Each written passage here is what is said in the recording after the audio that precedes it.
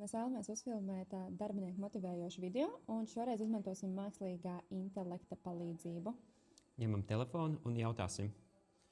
Tā, mēs gribam uzfilmēt motivējošu video. Vari man lūdzu scenāriju pateikt, kādu priekš TikTok uztaisīt video, lai viņš būtu diezgan arī smieklīgs un noderīgs? Tad tā, tu sēdi, klaviatūra gandrīz aizsmēķē, aizmugurē Diana ar beisbola nuju. Nevis trenkā, bet vienkārši tur kā mikrofonu un diktofē.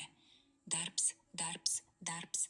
Ja neizdarīsi, es tev uzrakstīšu motivācijas runu uz galvas, un tad tu to lasīsi katru rītu, jo nāksi stāvēt kā reklāmu stends. Tu pagriežas, bet man gribas mājās. Diana, mājās iet var, bet tikai tad, kad tavs datora ventilators aizilsies no prieka par tavu produktivitāti.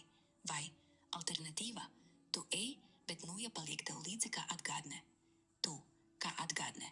Viņa, jā, katru reizi, kad aizdomāsies par kavēšanu, tā pati pieskarsies, bum, un tu sapratīsi, labāk strādāt, nekā nesāt līdzi savu personīgo trauksmi.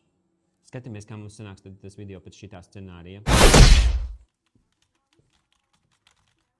Diana, es varu braukt jau mājās? Strādā!